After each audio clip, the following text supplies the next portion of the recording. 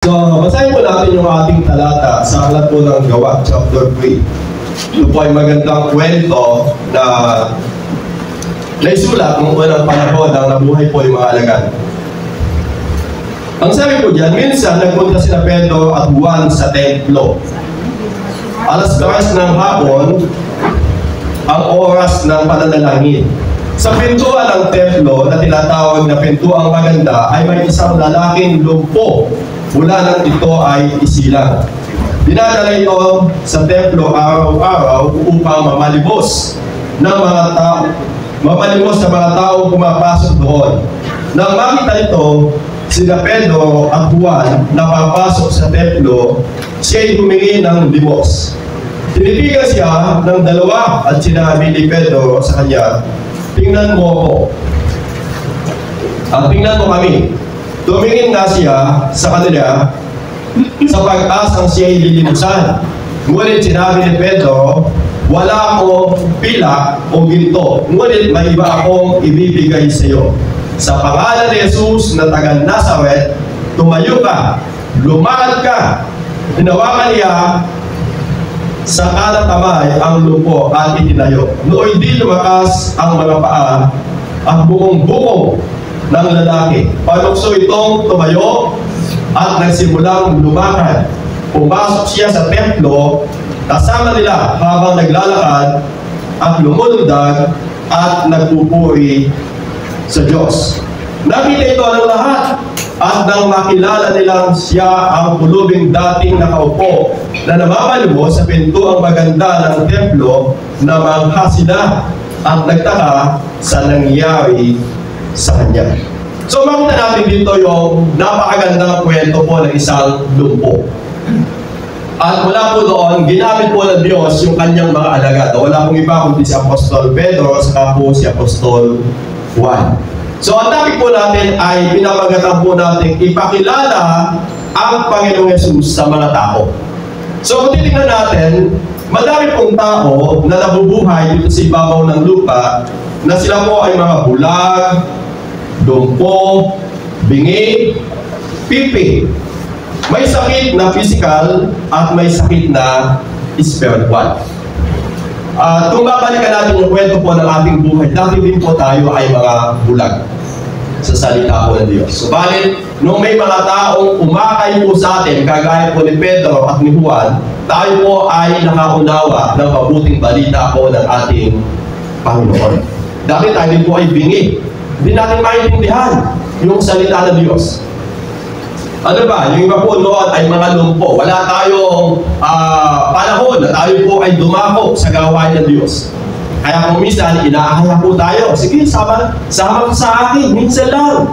May gawain kami mga tatay, may gawain kami mga nanay, may gawain kami mga kabataan. Di ba? Inaahaya po natin sila. So, physically, hindi po sila lumpo. Spiritually, lumpo po sila. Kasi hindi po sila makadako sa gawain po ng Diyos. Yung pa naman po ay pipi. Paano po ba yun? Wala po silang kakayahan na magsalita po ng salita ng Diyos. Kaya napakapalad ko, kasi tayo po ay naniwalagan at tumanggap ng masagalang biyaya at pagpapala na nanggagaling sa ating Panginoong Jesus. Sabi ko tayo po yung mga bulag, kasi ang sinasamba po natin kasi noon ay bulag na Diyos. Pero ngayon, dahil tayo po ay naniwalagan na ng Diyos, nakilala po natin ang Diyos po natin ay buhay, na nakakakita ng lahat ng bagay sa buhay po ng bawat isa sa atin. Sa Bible, may nakita po ako ditong dalawang talata na gusto ko lang pong basahin sa inyo, bagamat wala po siya dyan sa ating line-up. Ang sabi po dito sa aklat po ng Lucas, kung nag-take note po kayo, take note na lang po ninyo sa Luke 24, ang sabi po dito, verse 14 to 16, pinag-uusapan nila ang mga pangyayari habang sila ay nag-uusap, lumapit si Jesus at nakisabay sa kanila. Ito po yung maling pagkabuhay ng Panginoon Jesus.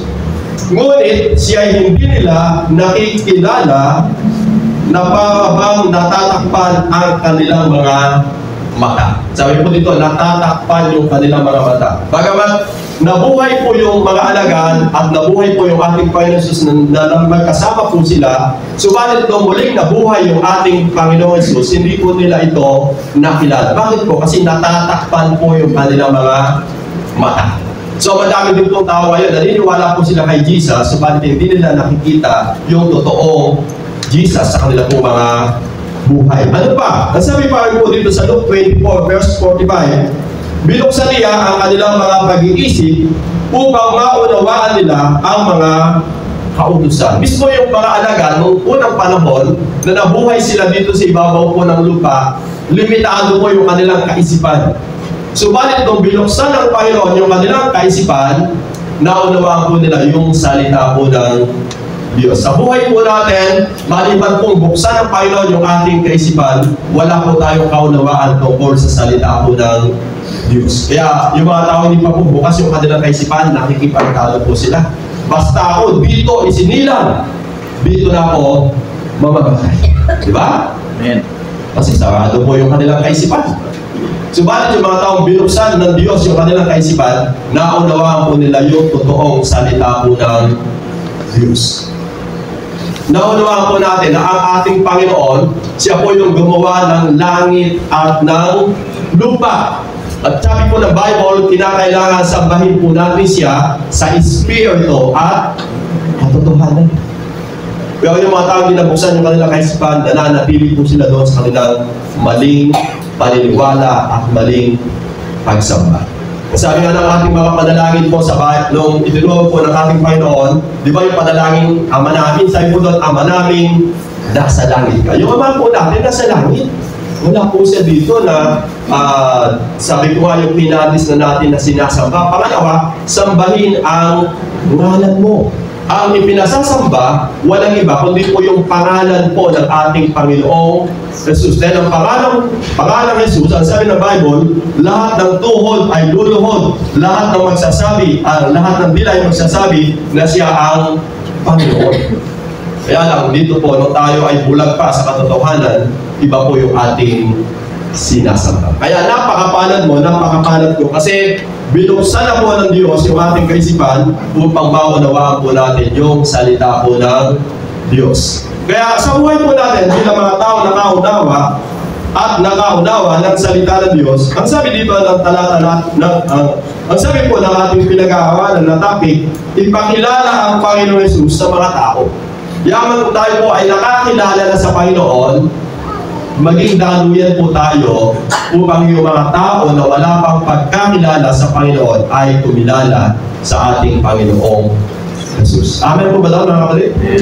Lalo na, mahal po natin sa buhay yan. Hindi pa po siya nakakakilala sa Panginoon, ipakilala po natin siya. Kung asawa po ninyo yan, anak po ninyo yan, magulang po ninyo yan, biyanan mo man po yan, ipakilala po natin yung Panginoon. Kasi napakahalaga sa buhay ng tao na makilala po niya yung kanyang manilikha. Kasi sa buhay na ito, dadaan lamang po tayo dito. Sabi nga, isinilang ka, pagkatapos po noon, may magaganap sa iyong kamatayan, at pagkatapos ng kamatayan, may magaganap sa iyong paghatol sa buhay po ng isang tao. Kaya makikita natin yung kwento ni Apostol Pablo sa unang point. Ang sabi dito, kung bakit napakahalaga na ipakilala po yung Panginoon Jesus sa buhay ng tao upang siya po ay maligtas. Upang siya po ay maligtas. Ang sabi po diyan, sa kalat po na binagit ni Apostol Pablo sa Romans 1:16, sabi niya, hindi ko ikinahihiya ang magandang balita sapagat ito ang kapangyarihan ng Diyos para sa kaligtasan ng bawat sumasampalataya, una sa mga Grego, gayon din sa mga Hudyo, at gayon din sa mga Grego. Si Apostol Pablo, hindi siya nahihiya. Sabihin mo nga sa iyong katabi, huwag kang mahiya. Kung minsan po kasi tayo bilang mga nakatanggap na po ng biyaya ng kaligtasan, nahihiya po tayo. Huwag daw po tayong mahiya. Kundi, ang sabi dito ni Apostol Pablo, nandun po yung ating katapangan na ibahagi po natin yung mabuting balita upang yung mga tao ay makatanggap po ng kaligtasan. Kagaya po natin noon, di ba? Kung wala pong mga tao na nagbahagi sa atin ng mabuting balita ng Diyos, kung wala pong mga tao nagtiyaga po sa atin na ibahagi po yung salita ng Diyos, wala po tayong pagkaunawa sa salita ng Diyos. Kaya ang maganda mo lang gawin kung paano sa atin ay may ginamit ng Diyos na makakilala po tayo sa Panginoon, ganoon din po tayong paggamit sa ating Panginoong Jesus. Amen po ba doon, mga kapatid? Gusto po ba ninyo na kailangan po yung nasa langit, yung mahal po nyo sa buhay ay naglalangoy doon sa naglalagablab na apoy at asupre na siyang pangalawang kamatayan? Kaya si Apostol Pablo, dati bulag din po siya, di ba? Noong hindi po niya nakikilala pa yung Panginoong Jesus, umuusig po siya. Inuusig po niya yung mga taong nananampalataya sa ating Panginoong Jesus. Subalit nung siya po ay pumilala at nanampalataya sa Panginoong Jesus, makita po natin yung kanyang katapangan. Makikita po natin yung kanyang kasipagan na talagang magbahagi. Kaya sabi niya dito, hindi ko ikinahihiya ang magandang balita. Kagaya nga po na ginawin po natin kanina, di ba? Doon sa unang song ng praise, sabi niya doon, ipanganandahan sa buong sanlibutan. Sabi nga po, may dapat kang ipanganandahan sa buhay mo. Walang iba kundi po yung ating Panginoong Jesus. Dahil siya lamang po yung tagapagligtas at magliligtas sa buhay mo ng isang tao. Kasi hindi natin pwedeng iwasan yung kamatayan. Halimbawa, namatay po yung mahal po natin sa buhay. Hindi po siya kumilala sa Panginoon. Saan po pupunta yung kanyang kaluluwa? Di ba, mapapahamak po siya. Kaya sa panahon po natin ngayon, kung titignan po natin yung panahon po ngayon, anihan. Amen po ba doon? Amen. Anihan na po ng palay. Kung paano po may anihan sa ating kapanahunan, sumabay po tayo. Mag-ani din po tayo ng kaluluwa. Amen po ba doon? Amen. Unahin po natin yung bawat mahal po natin sa buhay.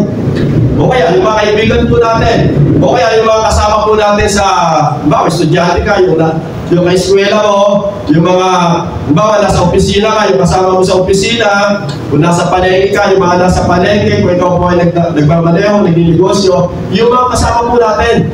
Huwag ka na pong pumunta sa malayong lugar.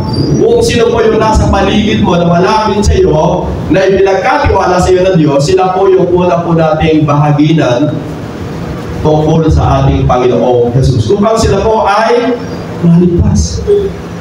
Alam niyo po, kapag po yung tao na dala mo sa Panginoon, walang hanggang pasasalamat po yung magiging laman ng kanyang puso. Lalo na kapag po siya namatay, lalapitan ka pa niya. Ang sabi niya, brother, sister, salamat ha. Kasi ginamit ka ng Diyos kung bakit ako nandito sa langit. Amen po ba doon? Amen. Yun po yung pinakamahalaga. Kasi pangwalang hanggan yun eh. Yung mabuhay tayo dito, bahagi lang ng buhay natin yun. At sabi ko ako, abutin po natin yung 80. Yung generation po namin, yung mga nauna po sa amin, 80 pataas po kayo. Yung ako lang, abutin po yung 90. Kung yung generation po namin, kapag inabot po namin yung 80, napakamahalan po namin. Yun lang po yung buhay dito. Ang tanong doon, pagkatapos po ng 80 taon, saan po pupulutin yung kaluluwa ng tao? Kaya sabi ng Bible, pagkatapos ng kamatayan, kasunod po nito yung pag-uhukom. Uhukuman po yung tao. Once na namatay po yung tao, yung kanyang kaluluwa, kung pupunta ng langit, langit na po yan. Kung pupunta ng Hades o daigdig ng mga patay, pupunta na po siya doon. Wala na pong pangalawang pagkakataon. Kaya ngayon na po yung sabi nga ni Apostol Pablo, hindi ko ikinahihiya ang magandang balita sapagat ito ang kapangyarihan ng Diyos para sa kaligtasan ng bawat sumasampalataya, una sa mga Hudyo, gayon din sa mga Grego. At sabi po ni Apostol Pablo, kaya ang pananampalataya ay bunga ng pakikinig. At ng pakikinig naman ay bunga ng pangabawal tungkol kay Kristo. Sabi nga yung pananampalataya, sabi dito, bunga ng pangangaral tungkol kay Kristo. Kung wala pong mangangaral ng salita ng Diyos, paano po makikinig yung tao? Paano po sila magkakamit po ng pananampalataya? Paano po mananampalataya yung asawa mo? yung anak mo, yung mga mahal mo sa buhay, kung wala po silang mapapakinggan na salita ng Diyos. At yung pananampalataya na yun, ito po yung magdadala sa kanila upang magamit po sila ng kaligtasan at buhay na walang hanggan. Kaya habang may panahon at pagkakataon, paggamit na po tayo sa Diyos. Amen! Hindi habang panahon po tayo ay dumadalo lamang, kundi dumating po yung panahon, tayo din po yung paggamit sa Panginoon. Di ba, may humahayo na mga kapatid natin, sabihin po natin, oh God, baka pwede ako sumama sa iyo para magamit naman ako ng Diyos. Amen po ba doon? Ba, may mga humahayo mga kababaihan. Sister, baka pwedeng sumama ako sa iyo para malaman ko kung paano po yung paghayo. Ganun lang po kasimple. Sa una, sumasama lang po tayo. Hanggang sa matutunan mo yung paghayo. At dumating yung panahon, ikaw na din po yung humahayo na ginagamit po ng Panginoon. Alam niyo po, kagaya po ng mga alagad noong unang panahon, dahil sila po yung unang alagad, sila po yung ginagamit ng Panginoon upang ibahagi po yung mabuting balita ng Diyos. Sa ating kapanahunan ngayon, tayo po yung mga alagad ng Panginoon upang gamitin niya, upang yung mga tao wala pang pagkakilala sa Panginoon ay kumilala sa ating Panginoong Jesus. Amen! Upang sila po ay maligtas. Upang yung mga sinasabi po natin mga bulag, mga lumpo, mga bingi, mga pipi ay kumilala at manampalataya sa ating Diyos. Kasi kung wala po silang mapapakinggan na salita ng Diyos, kung hindi po sila mananampalataya sa Panginoon Jesus, hindi po sila magkakamit po ng kaligtasan. Ang malungkot po dyan, nagsisiyaman po tayo, wala pong text. Yung siyaman mo, palay pinagagalitan mo yung asawa mo, pinagagalitan mo yung anak mo, yun po yung naisiyaman po natin, naisiyaw po natin. Wala po tayong naisiyaw na, alam mo anak, mahal ka ng Diyos. Alam mo, love, mahal ka ng Diyos. Wala pong teksto, kundi laging sermon. Kaya wala po silang napakinggan na salita ng Diyos, hindi po sila natutong manampalataya sa ating Panginoong Jesus. Amen po ba doon? Amen. Palitan po natin yung ating pong sermon na wala pong text. Para po yung asawa po ninyo, hindi umaalis, yung mga anak ninyo, hindi umaalis. Ang gamitin po nating sermon, yung John 16, o ano pa, John 4:9, na mahal tayo ng Diyos. So, yun po ba yung magagandang text na sabihin mo sa asawa mo, sa anak mo, alam mo, biglang nabago tayo ng asawa ko. Hagaganda kayo ng sinasabi. Maninibago yung asawa mo, maninibago yung mga anak mo. Kung dati makita ka pala, umaalis na ng bahay, ngayon hindi na. Kasi maganda po yung sinasabi po natin, di ba? Kaya maganda, sabi ka, yung salita ng Diyos ang ipangalandakan po natin, sabihin po natin, upang yung tao po ay maligtas. Pangalawa, upang yung tao ay mapabilang sa pamilya po ng Diyos. Kung bakit kinakailangan po nating ipakilala yung ating Panginoon Jesus, upang sila po ay mapabilang sa pamilya ng Diyos. Hindi po lahat ng tao ay kabilang sa pamilya po ng Diyos. Sabi po ng John, sa John 1:12, subalit ang lahat ng tumanggap at sumampalataya sa Kanya ay binigyan niya ng karapatang maging mga anak ng Diyos. Sila ay naging mga anak ng Diyos hindi dahil sa isinilang sila ayon sa kalikasan o sa kagustuhan o sa kagagawa ng tao, kundi ang magiging anak nila ay dahil sa kalooban ng Diyos. Kapag yung tao hindi natutong tumanggap at sumampalataya sa ating Panginoon Jesus, wala po siyang karapatang maging anak ng Diyos. Lahat po ng tao na nabuhay dito sa ibabaw po ng lupa ay nilikha ng Diyos. Nilalang ng Diyos. Tayo pong lahat na nabuhay dito, nilikha at nilalang ng Diyos. Subalit, lahat po ng tumanggap at sumampalataya sa Kanya ay binigyan niya ng karapatang maging anak ng Diyos. Kaya nung tayo po ay natutong sumampalataya at tumanggap sa ating Panginoon Jesus, ibinilang po tayo sa pamilya po ng Diyos. Amen! Ganun po kahalaga yun.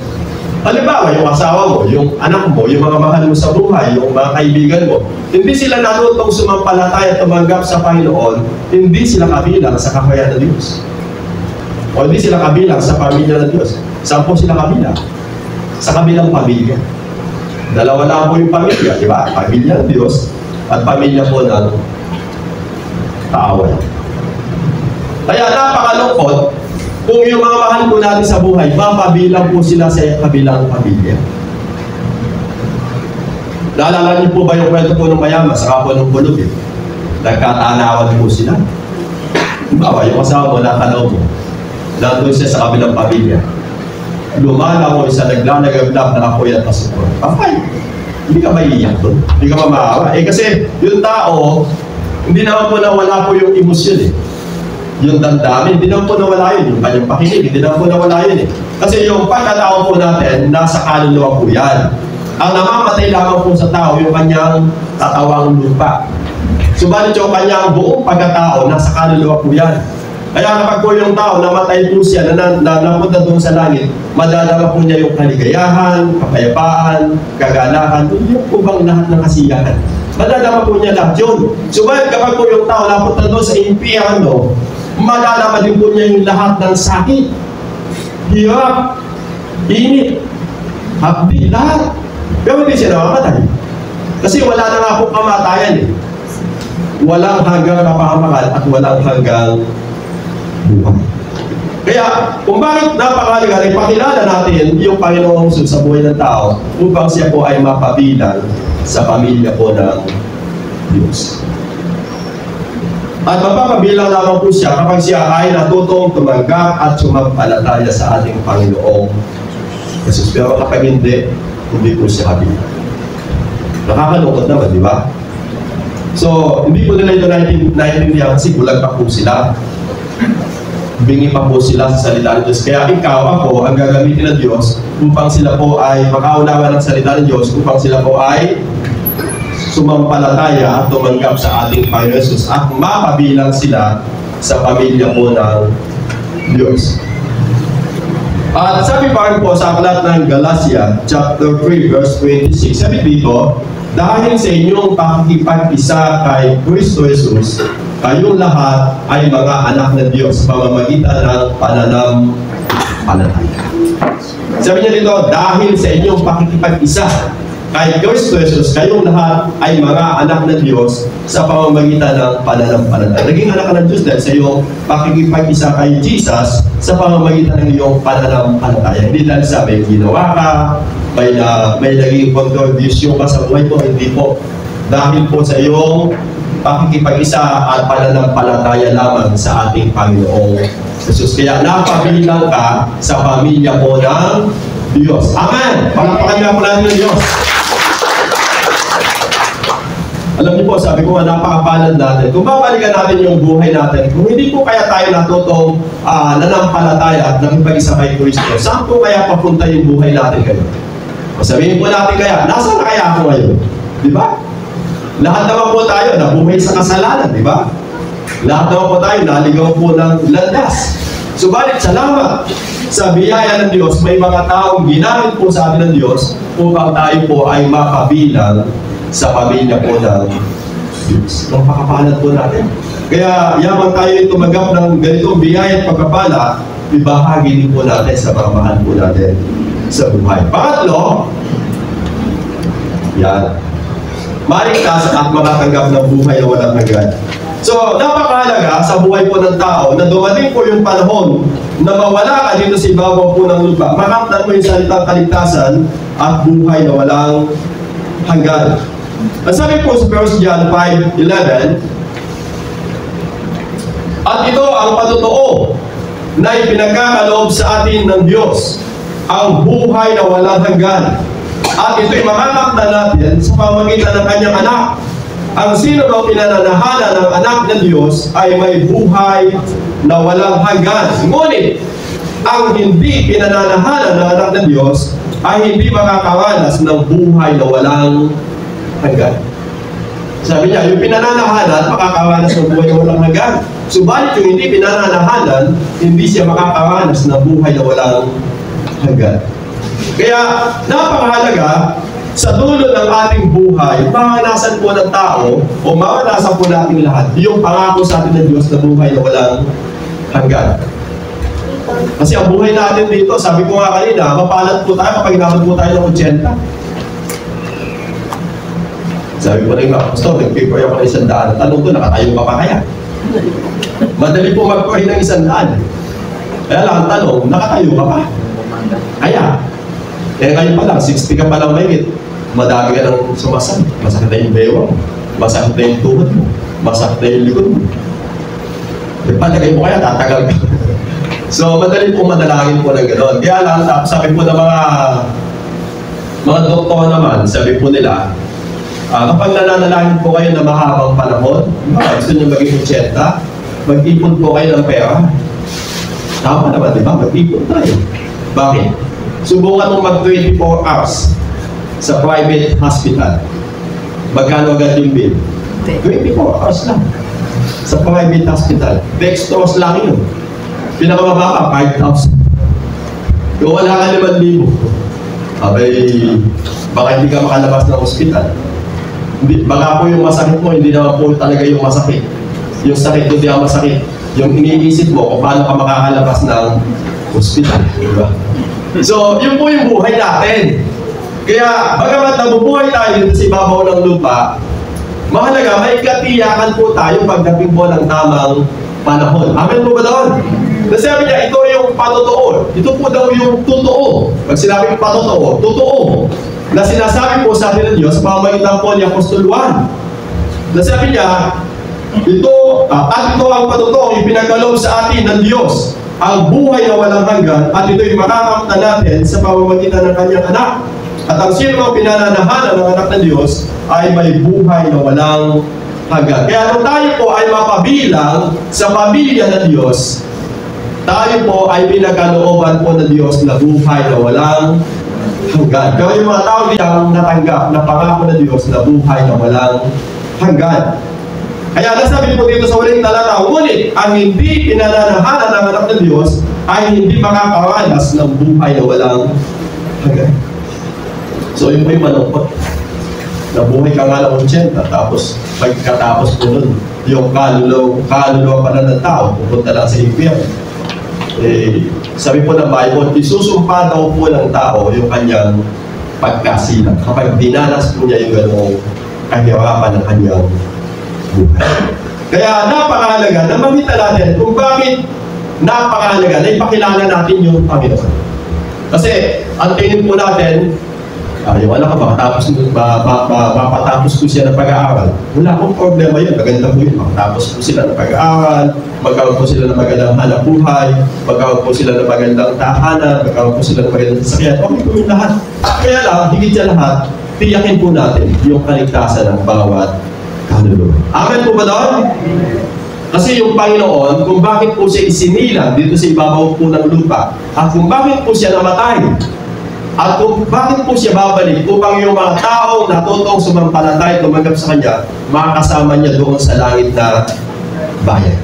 Yun po yung pinakamisyon at pinakamahalaga na ginawa po ng ating Panginoon. Hindi lang yung tao na buhay lang, normal po yun eh.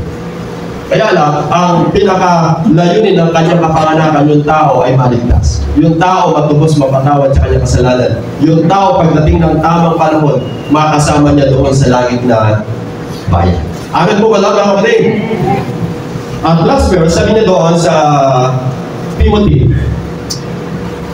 Sa 2 Timothy. Ang sabi dito, ito po yung utos sa atin ng Diyos.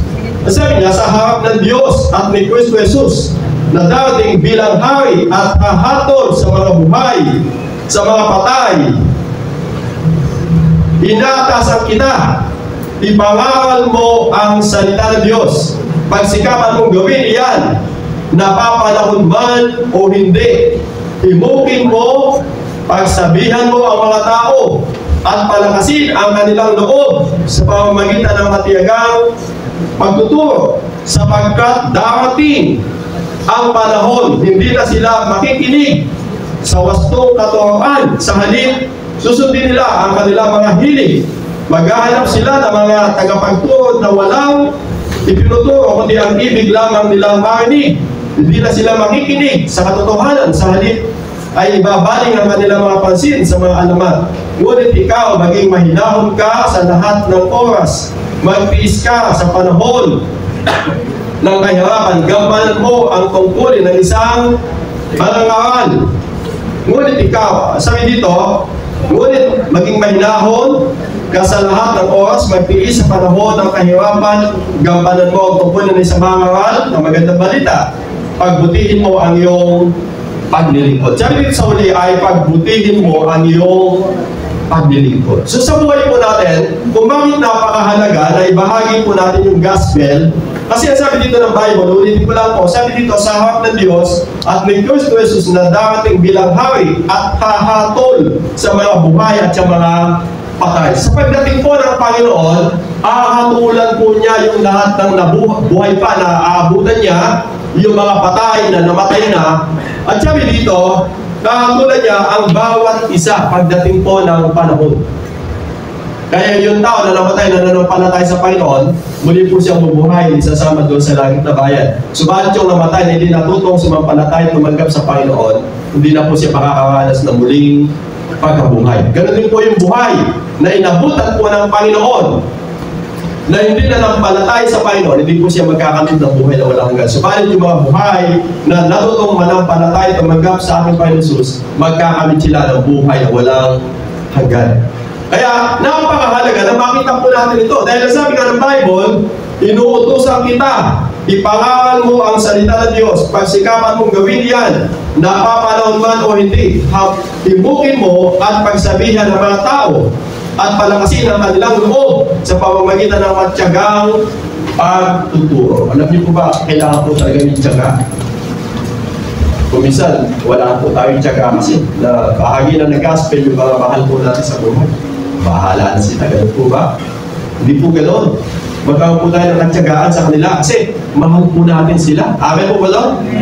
Kung mahal mo yung asawa mo, mahal mo yung anak mo, mahal mo yung magulang mo, tyagaan po natin sila na ipanalangin, tyagaan po natin na ibahagi po sa kanila yung gospel. Habang may panahon at pagkakataon, sapagkat, masabi dito sa sumunod na talata, sapagkat darating ang panahon, hindi na sila makikinig sa wastong apuran. Alam niyo po ba, pagdating talaga, may darating po talaga yung panahon yung tao ayaw na makinig ng gospel. Kaya habang may panahon at pagkakataon, samantalahin po natin. Amen po ba doon? Huwag po tayong maghinayang sa panahon at pagkakataon. Kasi ang inililigtas mo dito, buhay ng tao. At sabi nga, hindi lang buhay dito sa ibabaw ng lupa, kundi pang walang hanggang buhay. Kung naniniwala kang may langit at may impyerno. Amen po ba doon? Kaya sa buhay po natin, habang may panahon at pagkakataon, i-share po natin yung gospel. Kasi sabi nga ni Apostol Pablo, ito yung kapangyarihan ng Diyos sa ikaliligtas ng bawat isang sumasampalataya sa Kanya. Kaya kapag po yung tao na nampalataya kay Kristo, napakalaki po itong biyaya. At ang biyaya na nakamtan niya, hindi lang po hindi lang po dito sa lupa, kundi ang biyaya na nakamtan niya ay pang walang hanggang buhay. Dahil makakamtan niya yung pangako sa Kanya ng Diyos na kaligtasan at buhay na walang hanggan. At saka din naman pong ginamit ng Diyos, ang sabi nga ni Apostol Pablo, sabi niya, ang Diyos po ang magbibigay sa atin ng ibayong gantimpala. Dahil isang kaluluwa ang nadalaw sa Panginoon, libo-libo mga anghel ang nagkakatuwa doon sa langit.